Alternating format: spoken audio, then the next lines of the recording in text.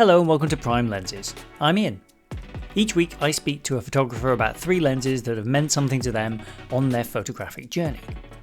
This week, my guest is Victor Henning.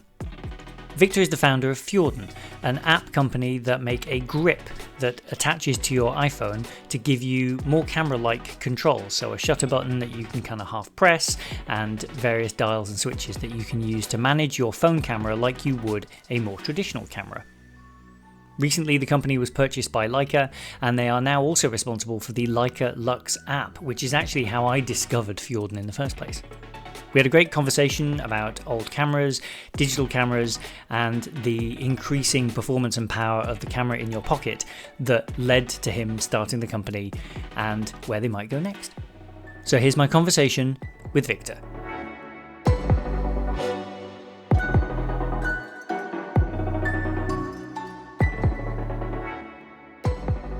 One of the things that people don't appreciate about Oslo is that you've got these little beaches, dotted around. Really, really nice. Yeah, no, beautiful. I haven't been, and it's on the list because I travel to like Sweden quite a lot for work, and I've been to Denmark a lot as a kid, and been to Holland, and so like I need to connect up like remaining countries, like do Germany and France, and in the UK you learn German and French at school, so there's kind of a natural overlap there, and you end up in Belgium at some point. So like there's a real gap there. So I do need to make my way at some point, and it might be a good place to travel with the family actually if there's that combination of town and kind of coastline and stuff. That'd be quite a good visit. That's brilliant. I think, we ourselves, we've been in Norway now for about 8 years. And we've actually not been further north than Alesund, which is less than halfway up the country. So still lots and lots for us to explore. We had a camper van during the pandemic. So we traveled around a bit. And it's just such a stunning country and so many amazing places to see. Yeah. I definitely have to do it. It's got to go onto the list. We're traveling to Greece again later this year, and I think I will make the case for sort of adding Oslo as a destination for like future visits. It'd be quite good as the kids get a bit older as well and can travel about. I'd love a camper. What kind of camper van did you have? It was a Weinsberg. It's a German brand. It's one of those converted Fiat Ducatos, Oh, but it had a high roof. Yeah. So I was sleeping in the roof, and my wife and daughter were sleeping in the bed in the back. It was nice, but still a bit noisy, Yes. We rented a different one. I think it was last summer, which was like, I'm not sure what they're called. I think partially integrated. It's where you've got that white box on the back instead of the original Ducato, like metal exterior. Yeah. And that's a bit more insulation, both in terms of temperature and of sound. And that was a bit more comfortable, but still it was great fun. Wonderful adventure with the kid and a dog to just pull up in some, parking lot by the beach, stay there for a day or two, and then travel on. Yeah, no, it's wonderful. Where we live in the Highlands in Scotland, there's lots of camper vans travel around, and you see lots of people coming over. We see a lot of German and Dutch number plates like over the summer months, and the same with the motorbikes actually. Like I think because there's good ferry connections, so you kind of get a lot of people coming over and sort of living their van life for the summer whilst they're in Scotland and doing the whiskey tours and sort of stopping by the side of the road because you can kind of got right to Rome in Scotland, so you can kind of just stop anywhere. I think it's quite similar in Norway, that it's overrun by German tourists in the summer. So I was quite glad that we had I am German, but we had a Norwegian license plate. So nobody suspected us. Oh, you can go incognito. Yeah. That went wrong for me once. I was in Romania and we had a rental car and they stopped us at a village and started speaking to us in Romanian. And then I was traveling with a bunch of Americans and Canadians, and we said, sorry, we don't speak any Romanian really. And they said, okay. And they switched seamlessly into English and just went, in the next town, there is a virus. Don't stop and wind up the windows. And we were like, okay, that's good. That's good to know. Yeah. Yeah, great. And there were people at either end of the town, armed police, just stood guard to stop people coming through. And they were hosing down vehicles as the vehicles kind of drove through the town to kind of, I don't know what they were protecting us from. It was presumably not too serious, but that will always stay with me. It was like something out of Resident Evil. You just drove through this. Like a zombie apocalypse. Yes, that's exactly what it felt like. Vampires, does it work? Yeah, since it's Romania. Well, Yeah, we did have that as well when we were near Transylvania, and we got invited down into a nightclub after a bar was closing. They said we've got a club downstairs, and going in was like the beginning of Blade. And I just had this moment where I just thought, again, what is? I'm very far from home. Is this a smart move? Actually, it was fine. Of course, it's fine. It's always fine. But pre-pandemic, it seemed like a really weird experience. I guess post that experience, we all had this kind of weird shared moment where, like, now I think our what's the word? Like our expectation or our acceptance of the very unusual is maybe higher. We maybe accept more than like previous generations would have done. But yeah, it's very strange. This is what I love about just hitting record and going. It's like Miles Davis, like start recording when people are in the car park. Because the podcast isn't really a podcast about photography. It's like Jaws isn't really about a shark. But yeah, so I guess when you're traveling light, and this is a seamless segue, hopefully, onto Lux and your professional photographic journey, I suppose, you're able to travel quite light with almost a professional camera kit in your bag now in the form of a phone and things. So talk to me and the listeners, I guess, to start us off about where your work on a camera app came from, why you thought there needed to be another one, and how you've arrived at what is clearly a really excellent one, that deserves a place on phones. Like, talk me through that journey. Yeah, well, first of all, thanks for the kind words. I think it's a question of how far back you want to go, really. I got some artifacts here on my desk. Oh, cool. So in the Kickstarter video, which introduced Fjorden, which is the company that I most recently built, maybe I'll start there. So I think you've alluded to Leica Lux, which is the app built by Leica, of which I'm now head of product. That came about because Leica acquired my company called Fjorden last December. So for those not familiar, Fjorden is a smartphone grip that you can attach to iPhones, and it gives you proper camera controls for the excellent little camera that you have in your iPhone. And of course, also has a corresponding app, which you need to make use of all of the hardware controls. So for example, the zoom lever, you can switch lenses. There's a clickable dial on top to, for example, switch from changing exposure compensation to ISO to shutter speed or film simulations. There's a dual stage shutter button, and there's a function button. And so that was the company that I built from, I think, starting in around the summer of 2000 until it was acquired by Leica, and it's ongoing. So we still make these and sell them, but in addition, now we're also making Leica Lux. Now, the reason I started talking about this, I guess, is because in the Kickstarter video for Fjorden, I was showcasing this little camera here, which is the Rollei 35 LED. And this is literally the first camera that I ever came into contact with. Because, so I was born in 1980, and my dad, I guess, has always been a camera and gadget nerd. So he had Super 8 cameras, and then at some point he brought home this one. And I immediately just fell in love with it. Just the tactility of it, and like all the little sounds that it makes. Hold on, if I hold close to the microphone, you can probably hear, the film winder, and that it's very satisfying, clicky sounds of everything. So as a kid, I was hooked. But then again, I didn't really get too involved with photography probably for the next 2 decades of my life. I mean, I've always, carried little point and shoot cameras, or sometimes even disposable cameras, which were, of course, more common in the 80s and 90s when I went on class trips and stuff. But the camera that really got me, I think, hooked on photography is one that I sadly don't have anymore. But I can, maybe I can show you a photo somewhere, or you could, later when you edit this, you could overlay a photo. It was the Pentax L C90, I think it was called. So that was a digital camera that came out in, I think, 1997. And again, it was one of the cameras that I inherited from my dad at some point. Whenever he upgraded to some other model, I got the old one.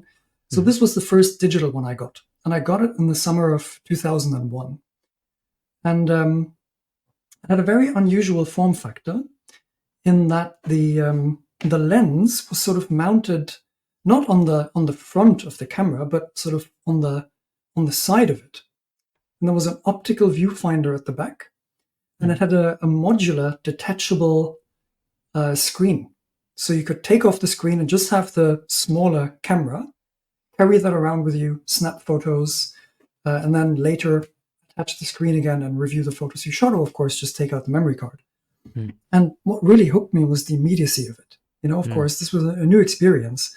Like I dabbled with, scanning photos and editing them on my computer in the 90s, just as, as a weird hobby or joke with friends where you Photoshop yourself into like historical photos. This was a novelty thing to do in the 90s, I guess. And there was a weird digression, but there was a website called, I think, Bert is Evil, with a character, Bert from Ernie and Bert. Yeah. Photoshopped into historical events where he was like looking very sinister. So I was doing a similar thing as a joke. Right. So I'd experimented a bit with scanning photos and thereby getting them digitalized. But having a camera where I could immediately get the digital file was so new and novel that I just started carrying it everywhere. And for me, what often happens, as I was thinking about, this podcast and the concept of talk about 3 lenses that kind of have affected your photography or your photographic journey. And for me, when I thought about which ones they were, they're also always quite intimately connected to a certain place that I maybe got the lens or shot with it most. And so for me, this one, I got this Pentax camera in the summer of 2001. And that summer, I went to California to work at my favorite record label as an intern. Oh, wow. The record label is called Revelation Records, as a punk hardcore label. And it's based in Huntington Beach, California. So I stayed in a youth hostel right by the beach, by PCH, Pacific Coast Highway. And I would, carry this little camera everywhere to shows, to the beach, capturing also the people at the youth hostel. And this very particular Southern Californian light is what I remember. Yeah. And of course, the picture quality itself, by modern standards, was absolutely terrible. The resolution was, I think, around VGA, so like 0.4 megapixel, 768 by 540 maybe, somewhere around that. Very, very grainy, highlights always blown out. Yeah. But still, like so much fun.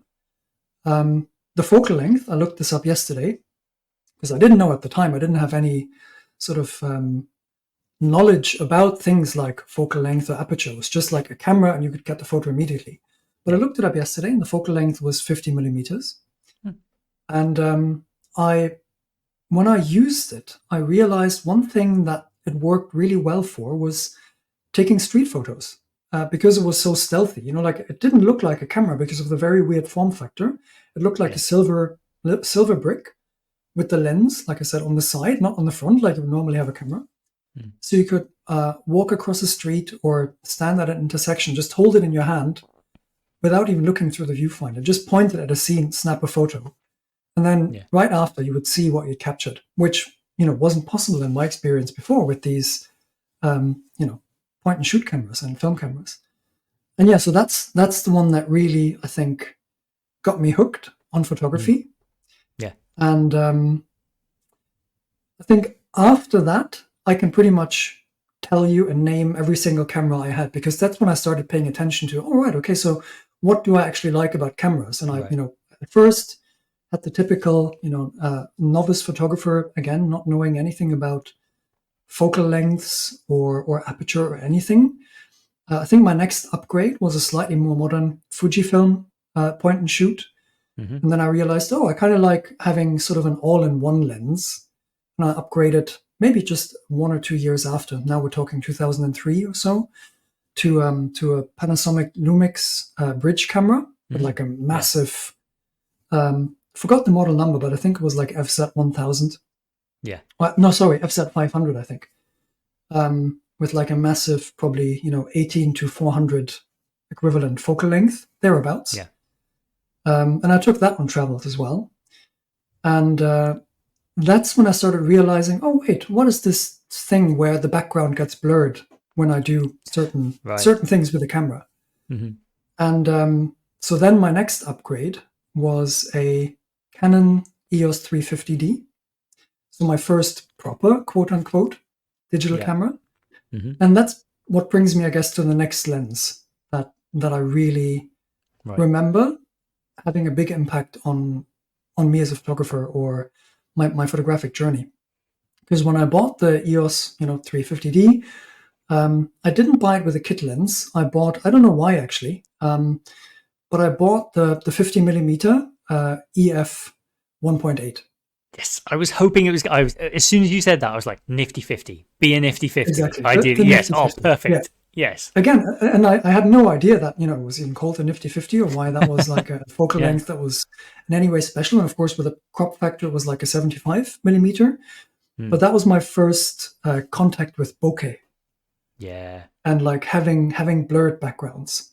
And Yep. again, on this theme of the place and time and the things that I photographed with it, I just moved to Weimar in Germany, Hmm. where I started my PhD.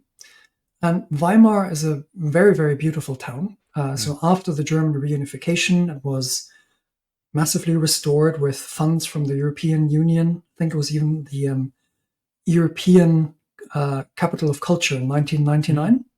So I arrived there in 2004 to start my PhD in social psychology, sort of decision making research. So nothing to do with art per se, but I did it at Bauhaus University, where of course Wow. there was lots Yeah. of creative people and like a big filmmaking scene. Hmm. Um, and yeah, so I got this Nifty 50 and I started taking photos, and it was winter, so it was a lot like dark outside. And I had in my little apartment, I had some fairy lights. I experimented. I remember like the bokeh balls and the Hmm. background blur, and then walking around outside, you have all of these monuments. There is lots of castles, and then there's Goethe and Schiller, and so their houses. Yeah. Um, Nietzsche's house, Franz Liszt. So all of these luminaries from German history, like, or German Enlightenment, if you will. Hmm. Goethe, Schiller, Nietzsche, all the philosophers and the musicians, they all lived in Weimar either at the same time or successively. And not Hmm. all of their houses are preserved or restored, and they're lit in the dark. So I was Hmm. walking around, I was capturing all these scenes and experimenting with the bokeh. And yeah, that was a transformative experience. Like just yeah, having a proper camera and a proper lens Hmm. to photograph with. Yeah. The glass on the front makes such a big difference. Like I made the transition to a proper quote unquote proper camera probably a few years after you. I remember my first proper DSLR was a Nikon D40. That would have been about 2007. And again, it was that sudden difference, even with the kit lens that came with that. And then I very quickly got a 50 1.8, which was manual focus, which was because I Yeah. messed up and I bought the wrong one. But I ended up quite liking manual focus, which I think is why I like my M system now, which is where I've landed. But it is that moment where you realize that actually the body has a lot less to do with it than the lens, and the sensor has a lot. Like if you don't have good glass on the front, then you're sort of stuck in terms of like camera. In camera you can get away with murder really with like if you've got really good glass on the front. And that difference, I remember thinking when I saw those 6 megapixel images from that crop sensor, just thinking, wow, like I'm never gonna, Yeah.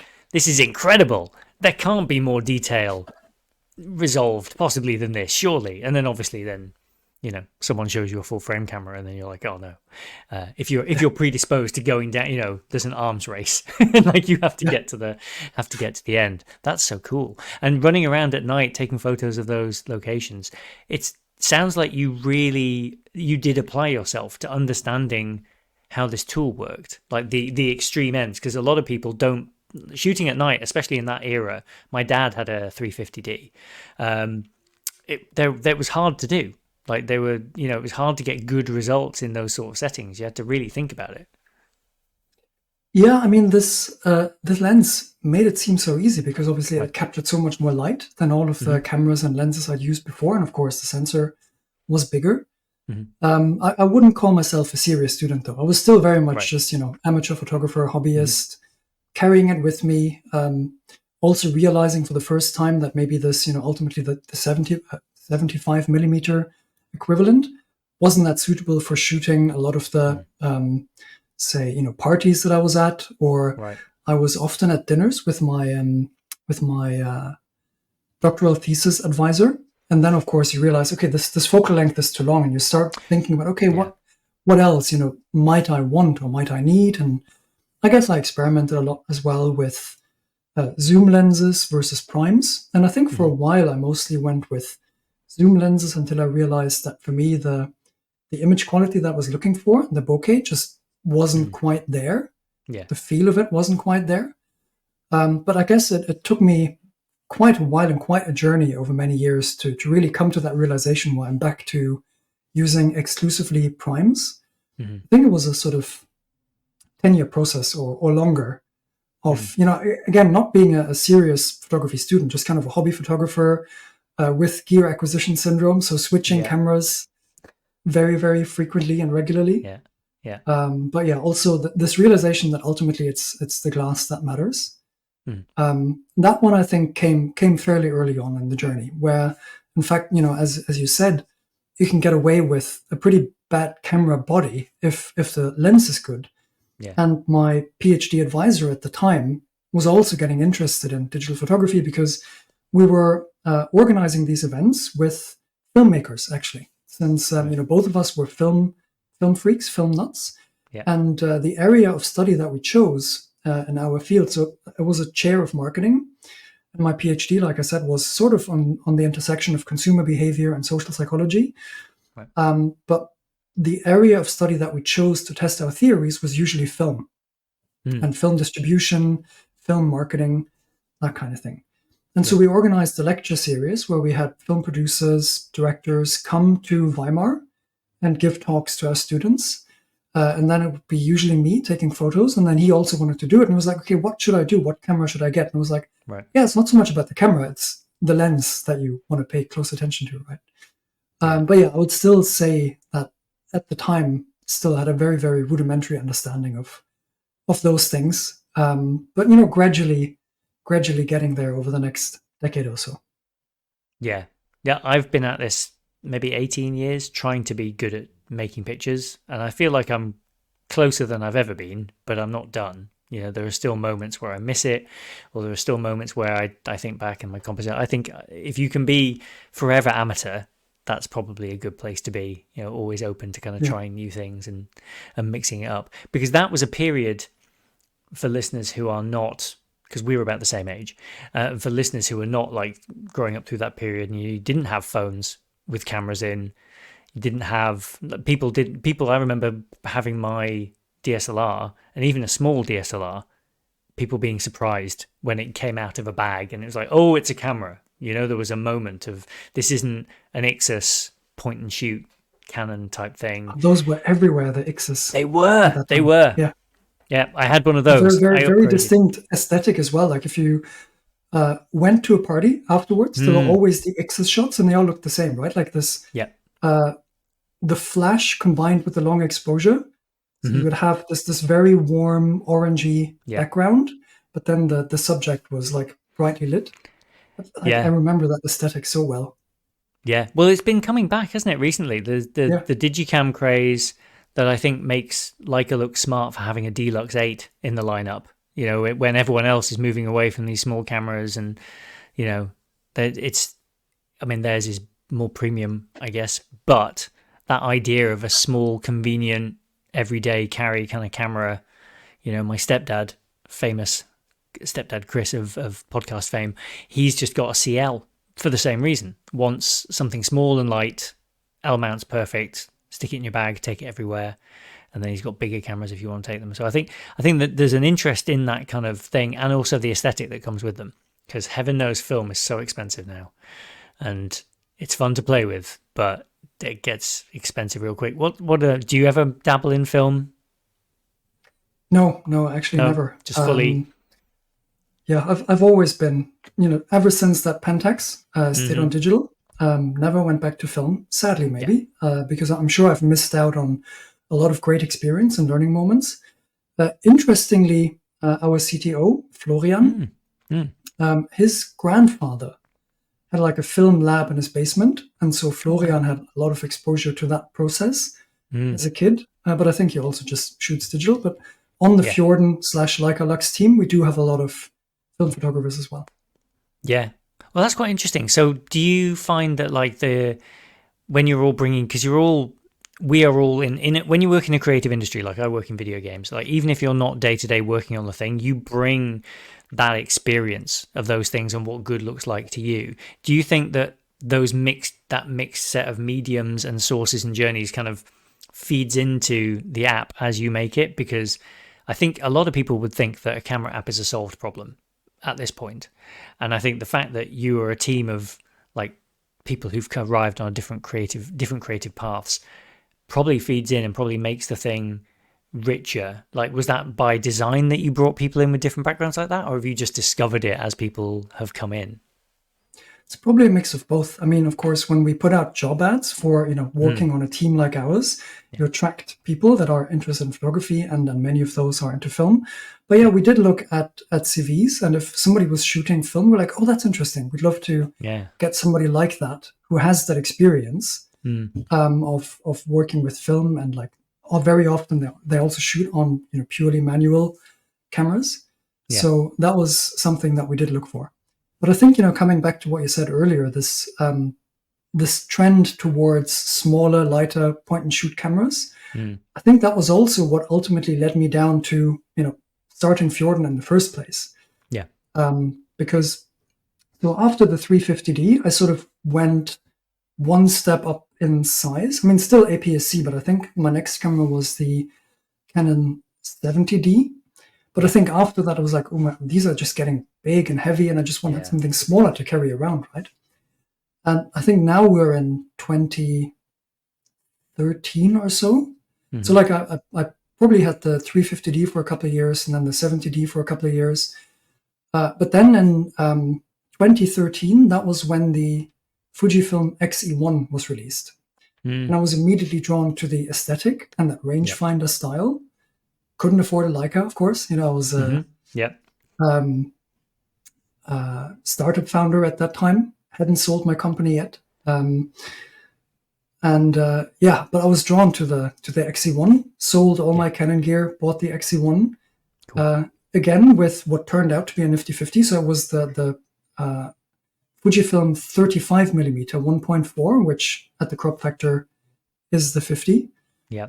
And I just loved the look of that lens. And the only thing that bugged me, though, was how super slow the focus was on the XE1 compared to the Canon cameras that I had before. Right. Mm-hmm. And I think that set me off on a search where I just tried many, many different camera bodies and form factors. So I then tried the X100T. Found it at the time like too restrictive to only have the 35mm equivalent lens, which anyway, like, having also experimented with 35mm lenses is not a focal length that somehow works for me. It's either wider or closer for some reason. Then I tried the Lumix LX100, which is, of course, the cousin of the Deluxe 7, Deluxe 8. And that was probably my go-to camera for many years because it was so small and pocketable. I really loved the look that it produced. Beautiful colors, beautiful image rendering. And the only reason that I think I sold it at some point was had this problem of sucking dust into the lens when it collapsed. And even though I had it serviced, it didn't improve. And then I think ended up at the Panasonic GX9. So again, the sort of rangefinder style camera, micro four thirds though, because I'd seen some photographers that I knew rave about the Olympus micro four thirds cameras, and so I tried the GX9. Absolutely loved the form factor, loved the tiltable viewfinder, loved many of the lenses because obviously they were so small and light and pocketable. But with the GX9, I think it was a problem of sensor noise for me. Right. Even though in the tests, if you look at DP Review and others, it always did super well. But in my photos, for whatever, maybe I had a lemon model. I don't know if that's possible. But for me, it always was super, super noisy, like lots of chroma noise. Right. But I was still stuck with the micro four thirds.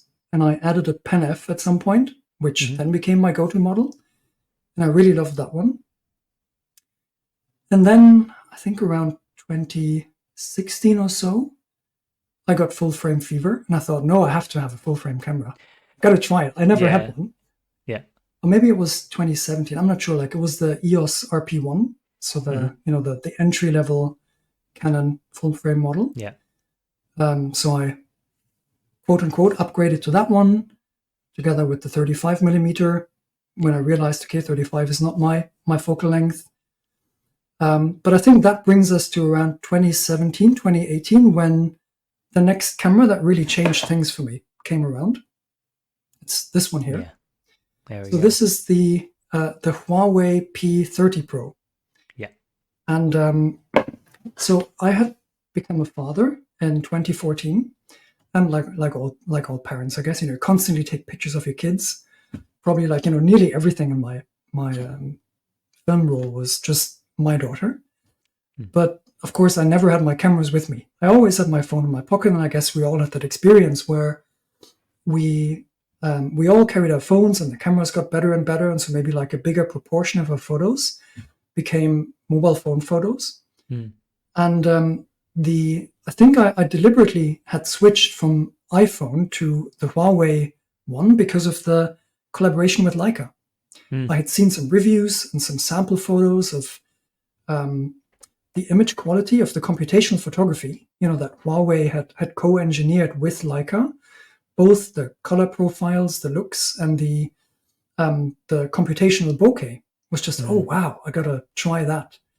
And so I think I got the P20 Pro first, and then the P30 Pro when it came out in 2018, 2019. And I moved to Norway just, the year before that, 2016. And again, like in terms of the location, we lived in this house by the fjord, and the light over the fjord was always changing. You would have, on some days, you'd have the fog rising from the fjord, and then you'd have these cruise ships that were coming in and out of the fjord all the time, and they would light up that fog as they were cruising through it. And the light anyway in the winter in Norway is really, really special. It's, I mean, sadly, I guess it's due to air pollution, right? You get that, especially with cruise ships. And that is a problem in and around Oslo, which is why they're cutting down the number of cruise ships. Like the sulfur particles in the air, they give you a lot of color. Right. So as sad as it is that it's due to pollution, just visually, it was always stunning to have these very, very purple sunsets with that light coming in just over the mountains onto the fjord. Very often then you have the fog drifting up from the fjord and into the forest on the other side, and then you've got these cruise ships drifting through with their lights on. Just amazing. And then, of course, outside you've got snow in the winter. And I use the P20 Pro a lot to take photos of my daughter. And very often I would use the portrait mode. And I mean, as today, the object segmentation, the foreground and background didn't work properly. You've got like right now, as in our video, right, the tips of the hair get blurred out when they shouldn't be, or the ear gets lost or whatever. So same problem then as today. But when it worked, man, was that amazing. Like to suddenly have this ability to take photos that seemed indistinguishable from a great portrait photo in something that you have in your pocket. And it was mostly also at the 27 millimeter focal length. So these had the 27 millimeter, I think they're called Vario Sumilux lenses, co-engineered with Leica. And then the Huawei and Leica co-engineered computational bokeh. And that blew my mind, that you could have images like these coming out of a phone, where I was friends with a photographer at the time, and I showed him some photos, and he was like, "That's on a phone? That's insane. That's not possible." Like, he couldn't tell. So I think that's when I thought, I love the image quality that I can get from these phones. What I miss, though, is the fun and the joy and the experience of just holding a really well-designed object. Yes. Like, I mean, I have a Leica here in my hand, or Mm. Take this one, any camera really. Yeah. I think for me, cameras have always been as much about the aesthetics and the fun and the joy of holding them and interacting with them. Like I said, since I was a kid, just the tactility of the Yeah. experience of using a camera, just looking through the viewfinder, as much as taking the photo. Yeah. And so I felt that experience was missing for me when taking photos on the smartphone. As great as it was, it just wasn't as much fun, and it didn't feel as though I had enough control over the process, because it was a touch screen and the form factor was awkward. So you kind of end up holding it, at least I hold it, kind of like this. Yeah. And then you're swiping over the screen with your thumb. And by the time you're trying to adjust something, whether it's exposure, whether it's aperture, of course you can do it in post as well many times. But if you're trying to nail a shot first time, or switch lenses even, then you have to swipe and you miss where you're supposed to swipe, or it's Norway, so we wear gloves for half the year, so it doesn't really work that well with gloves anyways. Yeah. So many shots that I felt that I missed, and I thought, there should be something that I can attach to my smartphone that gives me proper camera controls, like physical camera controls, and I can combine that with the computational photography. That would be the dream. Yeah. And so I literally bought every single one of these, smartphone attachments that were out on the market at the time. And I tried them all. Ergonomically, some were better than others, but the one thing they all had in common is that they only had a shutter button.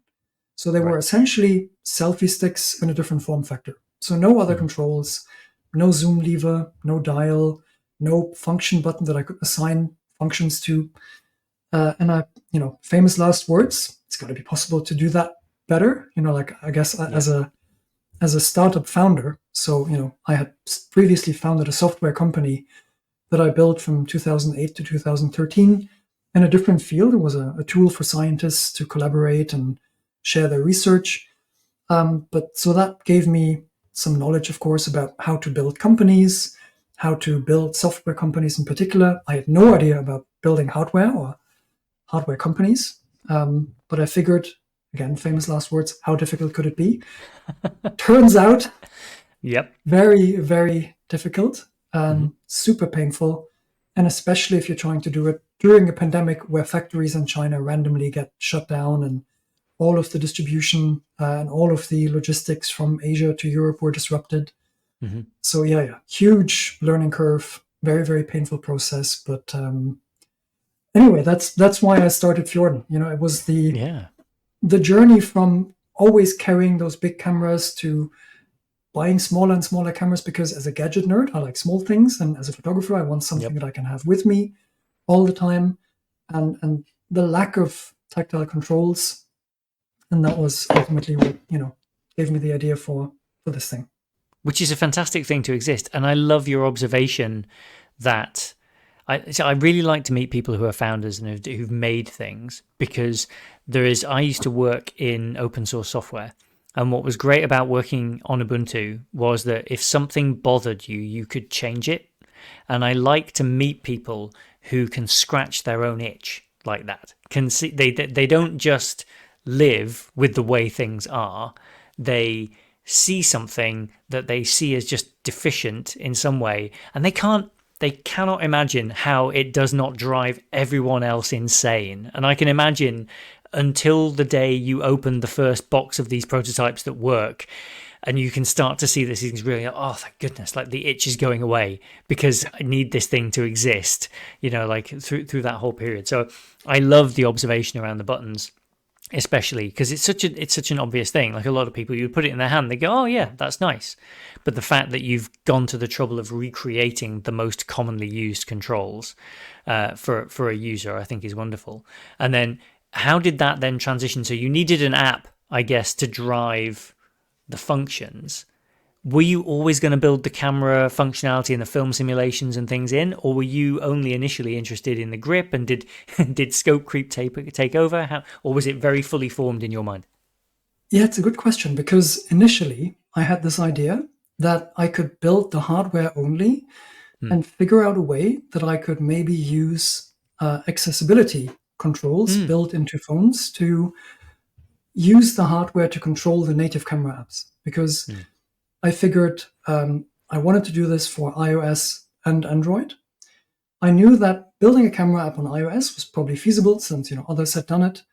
I knew that on Android it would be much, much harder because of the fragmentation of the Android ecosystem, the way that every manufacturer has different lens setup, different way of running controls, of exposing controls maybe to developers, which is also why there's probably, at least none that I'm aware, great third-party camera apps on Android, whereas, of course, many exist on iOS.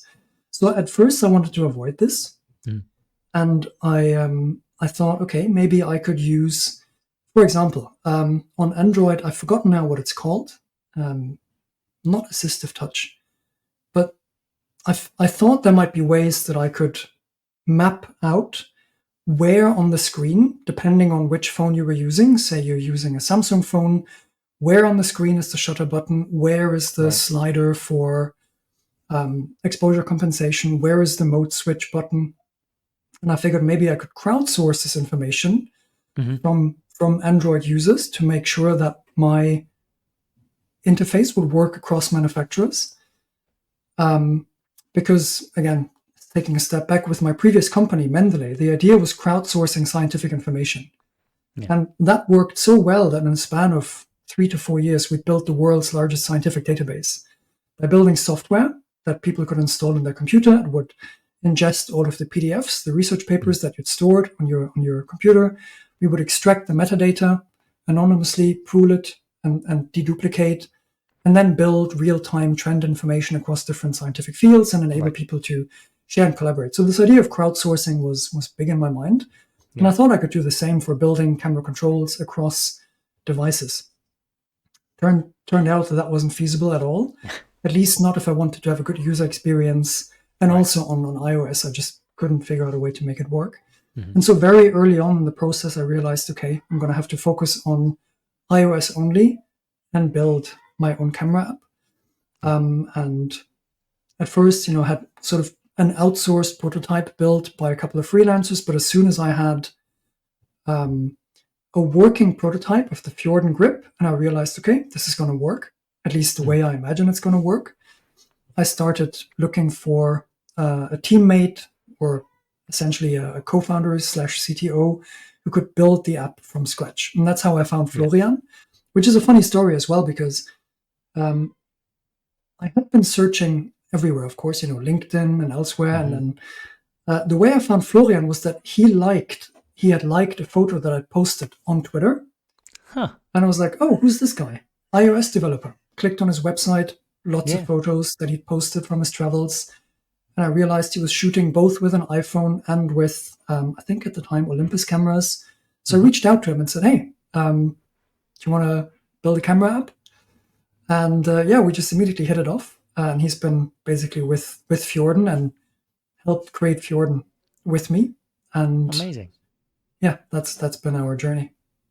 Oh, amazing stuff. And then how does a conversation with Leica come about? Because I think when Lux launched, which is what prompted me to get in touch with you, so like I joke about this a lot, that the podcast is in danger of becoming a Leica and Polaroid podcast.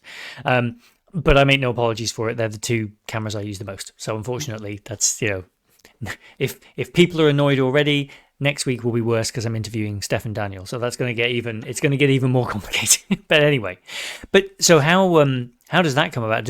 Were they on the hunt for something? I'm assuming that it's a little bit like your LinkedIn search. They were maybe looking around that this was an area they saw an opportunity to be in and get the brand into. Yeah, it was both. So I originally reached out to them through LinkedIn, and not knowing who it was that I was supposed to talk to, because I didn't have any contacts at Leica. I just pinged probably 10 people simultaneously who all had titles that sounded like they might be a good person to talk to. And my reason for reaching out was that I figured at this point, we'd managed to build something that worked really well on iOS, and there was still that original idea of bringing it to Android. And of course, by now, Leica had this collaboration with Xiaomi since, the Trump ban, essentially Huawei disappeared from the market in the West. So Leica was now at this point working with Xiaomi, by now I think the largest Android manufacturer, as well as having their own line of Android phones, which to date is only available in Japan, the Lights phone. But I figured, hey, maybe this is a way to bring Fjorden to Android together with Leica, which of course, for me, Leica has always been the brand that I admired most. And when we did the industrial design for the Fjorden grip, we had Leica cameras and looked at them, and lots of these rangefinder style cameras, and then tried to take inspiration from the control layout, the overall aesthetic, etc. And I guess Leica is just the brand that, as a photographer, at least I had always looked up to the most. So I reached out to them, 10 people simultaneously. And one of them got back to me pretty quickly, Marius. And he told me, he was in the office, and he said, oh, look, it's the Fjorden guys. They reached out to me. Oh, to you as well? Because it pinged up at several people's screens at the same time.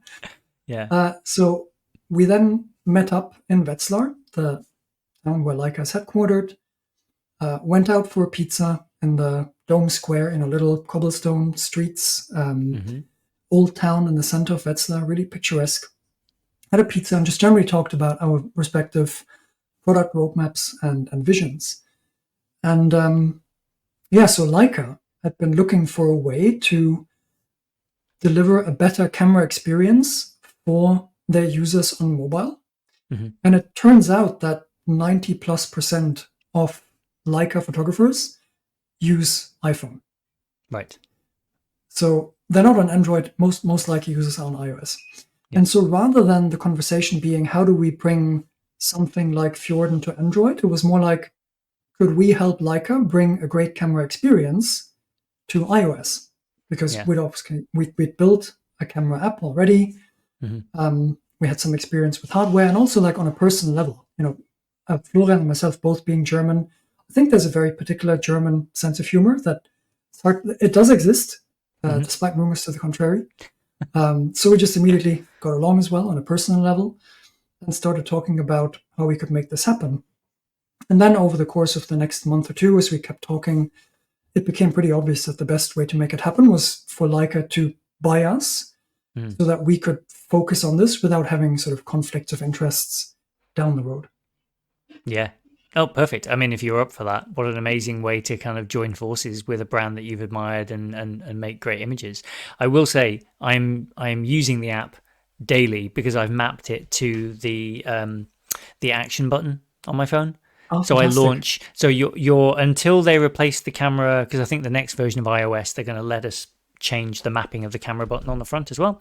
But right now, that tactility, I haven't gone for the grip yet, but I have created some of that for myself in just using the action button to launch the camera, because there is a care and attention, and part of the reason I use a Leica at all is for the colors and the tactility, but mostly it's there is a laziness aspect to it. Like, I want the images to look a certain way. I don't want to have to post-process every image. I know that any modern camera can be made to look like just about any modern camera, but I enjoy these tools. I really love using them, and there is the added byproduct of I feel like I don't have to do much to the image afterwards. And so the app is great for that, because it creates that in that quick. Like, I don't want to have to get my rush and find my M every time a child does something, or there's a squirrel on a bird table, or something like that. So it's tremendous. Like, I really from day one really enjoyed using it. I think the film simulation, I'll just embarrass you for a moment, but like the film simulations are wonderful, especially the black and white, because I think the black and white's harder than people think, isn't it?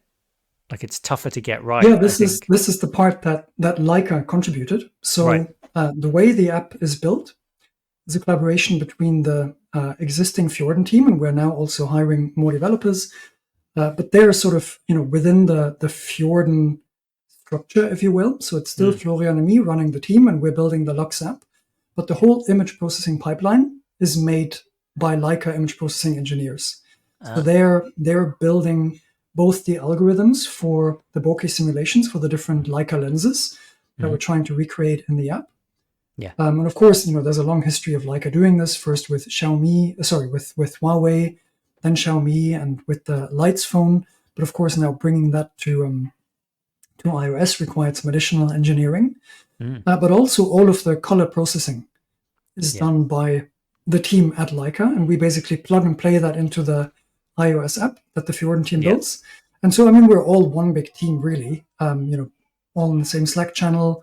We meet up regularly. Like right now, there was just yesterday design workshop in Zagreb. Before the summer, there was a get together for the whole business unit mobile, of which Fjorden is a part. Mm-hmm. And yeah, it's nice to work with these guys. Yeah, it's tremendous. Are you a remote team then? Like, or do you have like a central HQ? How do you structure yourselves? Yeah, the Fjorden side is completely remote, Yeah, owing to the fact that we were started during the pandemic, of course. which had many, many strange stories coming out of it, I guess. So, for example, when we did the industrial design for the Fjorden grip, Mm. the industrial design office that I worked with, they were in Oslo, so I just have to Right. take the ferry, and I'm in town, and I could meet them. But so initially, when we met, we often had our meetings on the roof terrace of the office in order Of to be course. outside. Mm-hmm. And it's Norway, so it's cold, and then Yeah. you're sitting there, in the winter, shivering, just trying to feel anything in your fingers, Mm. and then trying to compare like 20 different 3D prints to figure out which of the various form factors you like Yeah. most and which sits best in the hand. But yeah, also then thereafter, once we started hiring the team, Florian was in Amsterdam. Mm-hmm. Our next team member who we hired coincidentally also was in the Netherlands, but in Utrecht. So about, Yeah. half an hour down the road from Amsterdam. And then I think our designer at the time was based in Romania. Mm-hmm. Our operations team is in the Philippines. And since then, we've hired more team members in Italy, now Greece, and Denmark. Wow. You're filling out that map. You're going to have like little Yeah, pins on it. That's so cool. That's really, really yeah. great. I was going to ask about 3D printing as well and rapid prototyping because I've worked a little bit in manufacturing and that changes the game. Like not having to wait for things to go away, like being able to get on a ferry and go and test different things, stand next to an object or something like that, and just see your different options come out. That's That quite was good. so much fun. Yeah, so Yeah, much fun just to, I think, whereas my whole experience so far as an entrepreneur had been software, and not that right. I'm coding anything myself. Like, I Hmm. built a couple of websites in the early 2000s, but that was the Yeah, extent of my coding knowledge. yeah, Um, but so having something tactile that you dream mm. up, and then somebody, makes a CAD model and prints it out, and you can interact with it. Yeah, That was so enjoyable.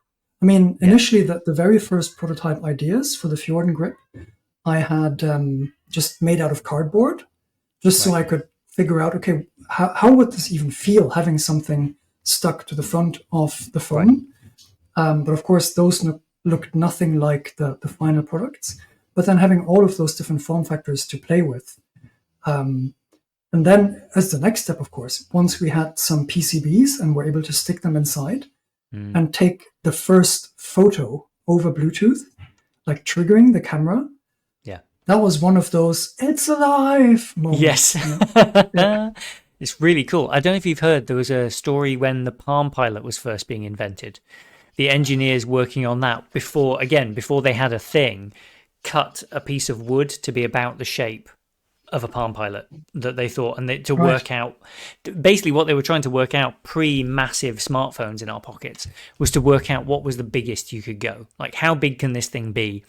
Probably in terms of, can we fit these types of batteries in or another type of battery and things like that, but also just how big can the screen be? Can it actually be the size of a notebook, or is that too large in your trouser pocket? And working all sorts of those things out as well. It's quite fun. It's an addicting thing though, isn't it, living in that kind of world of possibility before, because 3D printers are amazing, but in my previous role when I worked with them, they made things feel very real very quickly, and we were dealing with another German company, Roche, and I think they would come and see a 3D printed prototype and maybe some metal prototype pieces, and then they'd suddenly go, "Oh, cool, it's done then." And you'd be like, "No, none of this is real. This is an illusion. We don't have PCBs yet. We don't have like all those things." So no, it's a very cool thing to be able to work with. So Yeah. what's the plan from here on then? Do you guys continue to, you've got effectively you've got film simulations. They're not quite film simulations, not film stock, but you've got the lens simulations, which are also tremendous in this. Like I have a couple of the lenses, and seeing them side by side, you've achieved the magic of like, it tricks you into thinking it's the real thing. It's amazing. Like, what's the roadmap? I mean, you're hiring, you're doing all the stuff. Can you talk about any of the stuff you're doing, or is it kind of watch this space? So this is where, previously as a founder, I was always super open talking about roadmaps and things I wanted to do. It's not your roadmap now. No, I mean, it is to some degree, but yeah. At the first press tour for Lux, the Leica press guys took me aside and were like, don't promise anything. Just don't promise anything, because you never know what's going to change. Yeah. I will say this much. So we definitely have several more things in the pipeline that we want to build, just on the camera side. But of course, if you think about Leica, there is way more that's part of this brand, right? And the brand experience of Leica. There is LFI magazine, there's Leica galleries, there's Leica Academy. There's this whole vibrant community around Leica. And we would like to find a way to get those people into the app and let them experience and be part of, experience what it feels like to be part of the Leica community. Unfortunately, I also now have to run because I'm off to another meeting. No, so that'll stop me from like giving away too much at this point anyway. But that's what we would like to do. Amazing. Well, that's a wonderful note to end on. Thank you so much for taking the time to talk to me. I really, really appreciate it. I really enjoyed it. My absolute pleasure. Thank you, Ian. All right. Take care, mate. Have a good day. See you soon. Cheers. Bye-bye. Bye.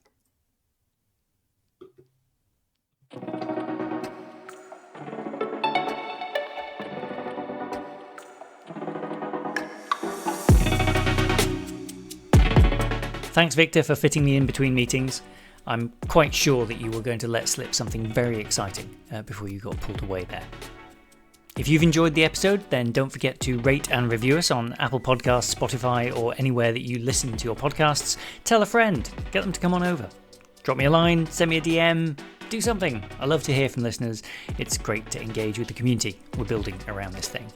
If you don't already, you can also sign up to the weekly newsletter, which is available on ianfarrell.com/sign-up. There's a link to that in the show notes as well.